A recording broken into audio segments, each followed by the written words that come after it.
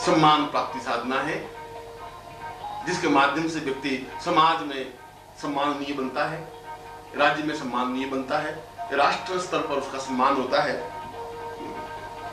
ऊंचे से ऊंचे व्यक्ति उसके संपर्क में होते हैं और किसी से भी किसी प्रकार का काम संपन्न कराने के लिए उसको फिर किसी की याचना नहीं करनी पड़ती, किसी के पास जाना नहीं पड़ता।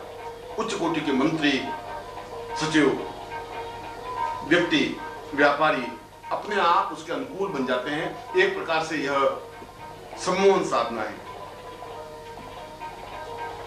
इस साधना में व्यक्ति किसी भी पंचमी से यह साधना प्रारंभ करे और 5 दिन की साधना है। अपने सामने राज्य लक्ष्मी के यंत्र को स्थापन करे और राज्य लक्ष्मी चित्र को स्थापित करे, गुरु चित्र को स्थापित करे, उत्तर दिशा की ओर मुंह करे, पीली धोती धारण करे और एक दीपक घी का जलाए जो 5 दिन तक अखंड जलता रहे। इस बात का ध्यान रखें कि बीच में दीपक बुझे नहीं और साधक निश्चिंत और निर्विकार होकर के मंत्र जप को संपन्न करे। इसमें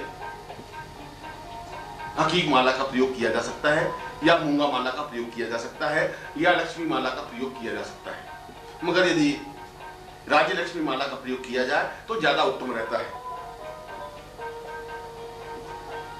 इसके लिए मंत्र है ओम रीम रीम ओम। छोटा सा मंत्र है मगर एक रात्रि में 101 माला संपन्न होनी आवश्यक है। इस साधना को संपन्न करने के बाद उसके जीवन में सम्मान की दृष्टि से, उन्नति की दृष्टि से किसी प्रकार की कोई न्यूनता नहीं रह पाती। यदि वो चुनाव में विजय होना चाहता है, यदि किसी प्रकार की प्रतिस्पर्धा में वो सफलता पाना चाहता है, यदि किसी परीक्षा में वह पूर्णता प्राप्त करना चाहता है, सफलता प्राप्त करना चाहता है, यदि किसी इंटरव्यू में वह सफलता प्राप्त करना चाहता है, तो यह साधना उसके लिए अनिवार्य है, आवश्यक है। इस साधना के माध्यम से वह उन स्थितियों को प्राप्त करता ही है जो उसके जीवन की इच्छा और आकांक्षा होती है। इसलिए इस साधना का जीवन में सर्वाधिक महत्व है।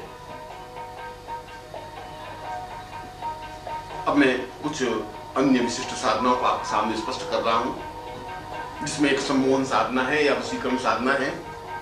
यह भी जीवन की एक आवश्यक साधना है जिसके माध्यम से हम किसी को भी अपने वश में कर सकते हैं, सम्मोहित कर सकते हैं। वह चाहे पुरुष हो, वह चाहे स्त्री हो, वह चाहे उच्च कोटि का व्यक्तित्व हो, वह चाहे मंत्री हो, वह चाहे सचिव हो और वह चाहे शत्रु हो।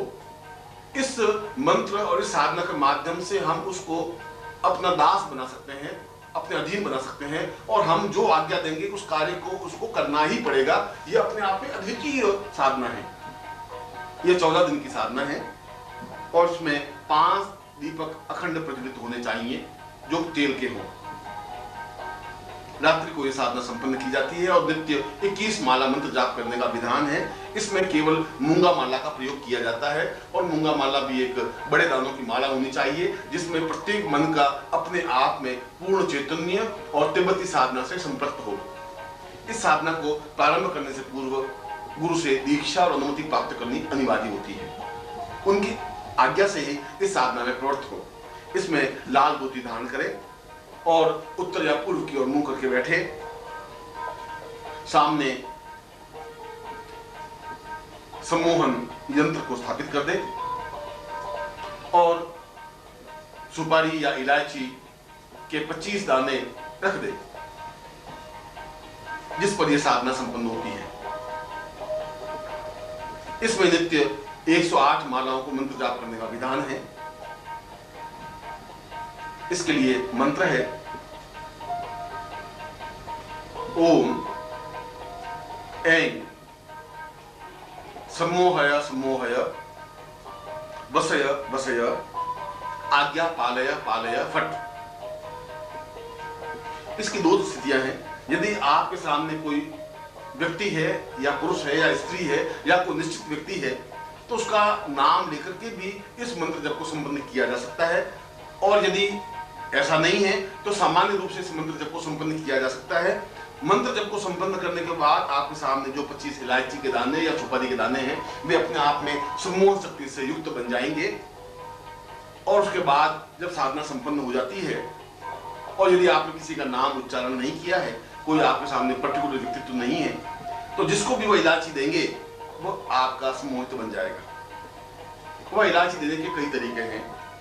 आप सीधी इलायची भेंट करके भी दे सकते हैं, और यदि आपका कोई बॉस है या बड़ा व्यक्तित्व है तो चाय में मिला करके, दूध में मिला करके, उसके नौकर के द्वारा और किसी तरीके से, या मिश्री जो आपके सामने रखी है उसको प्रभु का प्रसाद कह करके उनको दे करके भी उस प्रकार की स्थिति पैदा की जा सकती है जिससे कि वह आपके सामने सम्मोहित बना रहे और आप जो जीवन में आज्ञा दे उसकी आज्ञा का पालन करे ही, और जीवन भर वह वशीकरण से युक्त होता है।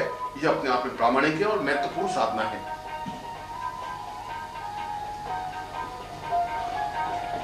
अब मैं एक दो और कुछ दुर्लभ साधना दे रहा हूं जो कायाकल्प साधना है।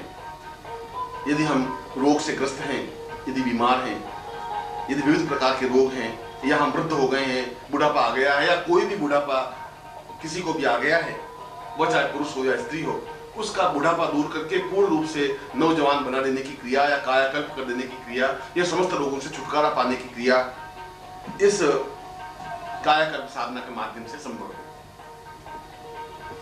इसके लिए 11 कायाकल्प यंत्र सामने होने आवश्यक हैं और कायाकल्प माला के माध्यम से ही यह साधना संपन्न की जाती है।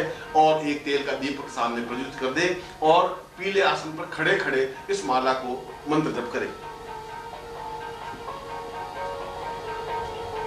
यह 11 दिन की साधना है और खड़े खड़े नित्य 108 माला मंत्र जाप करना आवश्यक है। इसका मंत्र है ओम हुम हुम हुम हैंग हैंग हैंग रोम रोम रोम हुम हुम हुम फट। चाहे आपको मंत्र अटपटा सा लगे, इस मंत्र का चमत्कार अपने आप में अद्वितीय होता है और समस्त रोगों से छुटकारा पाने के लिए यह अपने आप में श्रेष्ठतम मंत्र है। मगर इस मंत्र जाप या साधना को प्रारंभ करने से पूर्व गुरु से दीक्षा लेनी अनिवार्य है। यदि दीक्षा प्राप्त नहीं करते हैं तो साधना में सफलता प्राप्त नहीं हो सकती, क्योंकि तिब्बती साधना में गुरु का और गुरु से दीक्षा प्राप्त करने का अत्यंत महत्व है। उसके बिना साधना में सिद्धि और सफलता प्राप्त हो ही नहीं सकती। यह मंत्र यदि आप पानी की गिलास भर करके उसके ऊपर केवल 11 बार इस मंत्र को बोल करके उस पानी को यदि हम किसी को पिला देते हैं तब भी वह धीरे धीरे रोग मुक्त हो जाता है। ये रोज स्नान करते समय 11 माला या 11 बार इस मंत्र का उच्चारण करके फिर स्नान करें तो अपने आप में शरीर में कांति, एक चेतना, एक दिव्यता, एक सौंदर्य आने लग जाता है। और यदि कोई एक वृद्धावस्था को प्राप्त व्यक्ति पूर्ण यौवनवान बनना चाहता है या बनना चाहती है तो उसके लिए भी ये साधना अत्यधिक आवश्यक और अनुकूल है, परिणाम युक्त है।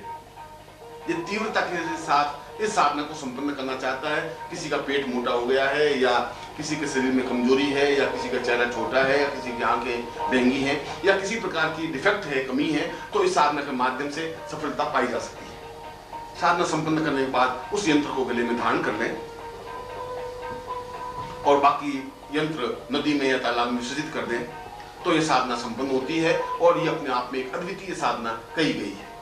सद्गुरुदेव डॉक्टर नारायण दत्त श्रीमाली जी के दुर्लभ वीडियोस, पुस्तक, पत्रिका एवं साधना की निःशुल्क दीक्षा प्राप्त करने के लिए नीचे लिखे हुए नंबर पर वीरल पटेल जी को व्हाट्सएप पे अपना नाम और अपने शहर का नाम लिखकर भेजें। धन्यवाद।